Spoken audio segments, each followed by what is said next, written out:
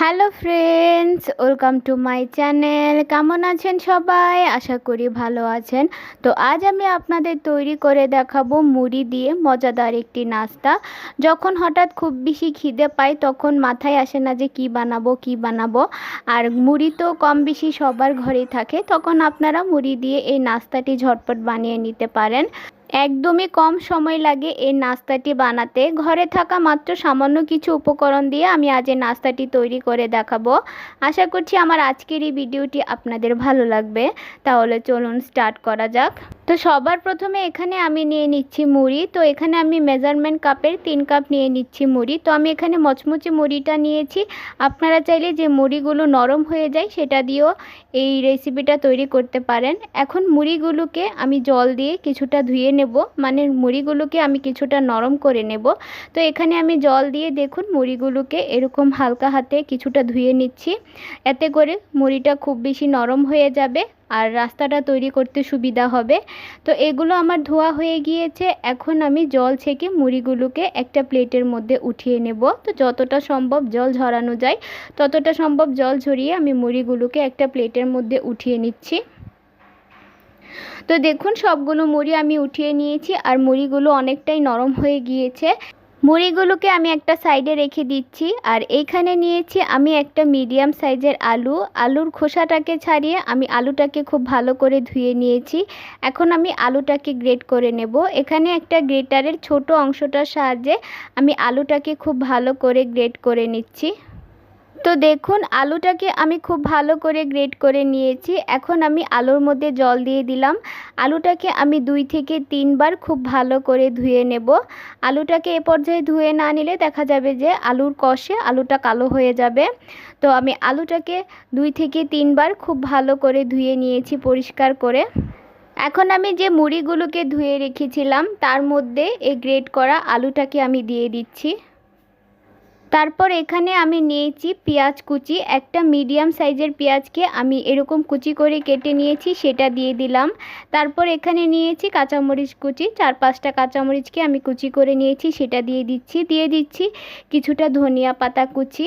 তারপর এখানে দিয়ে দিচ্ছি আমি সামান্য পরিমাণ হলুদের গুঁড়া, দিয়ে দিচ্ছি 1/2 চা চামচ মরিচের গুঁড়া, ঝালটা পছন্দ মতো দিয়ে দিবেন।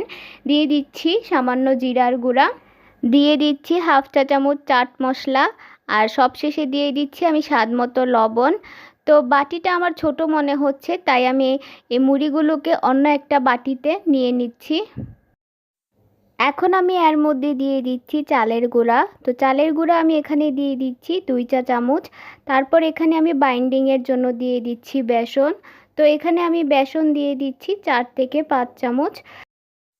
এখন আমি সমস্ত উপকরণগুলোকে মুড়ির সাথে খুব ভালো করে মেখে নেব।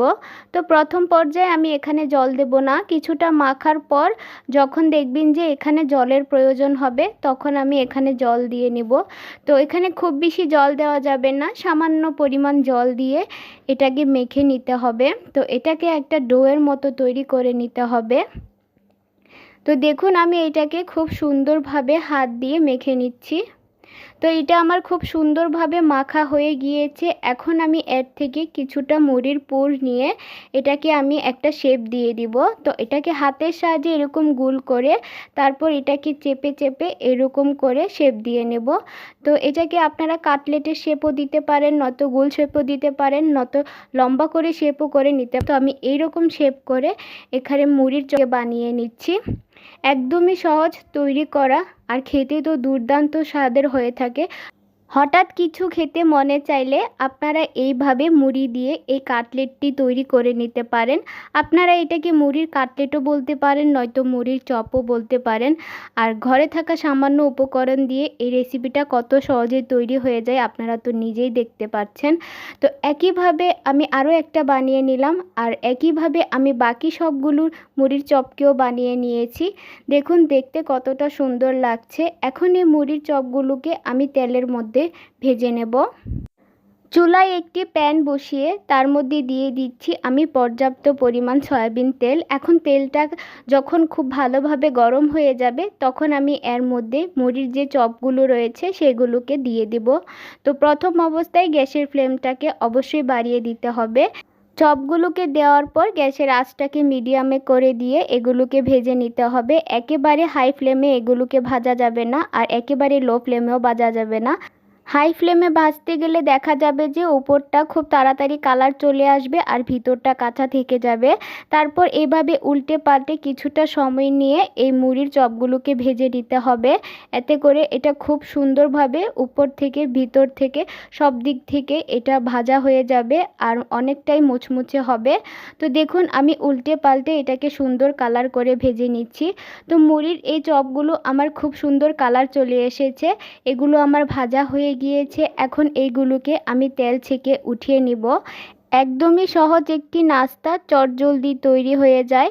আপনারা তো নিজেই দেখলেন যে এটা কত সহজে তৈরি হয়ে গিয়েছে, আর ঘরে থাকা মাত্র সামান্য উপকরণ দিয়ে এই মুড়ির চপটি তৈরি হয়ে যায়।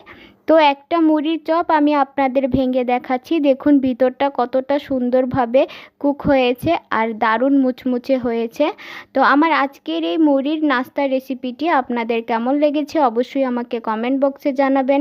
ভিডিওটি ভালো লাগলে একটি লাইক দিবেন। আমার চ্যানেলে নতুন হয়ে থাকলে চ্যানেলটি সাবস্ক্রাইব করে আমার পাশে থাকবেন। আজকে এই পর্যন্তই। সবাই ভালো থাকবেন, সুস্থ থাকবেন।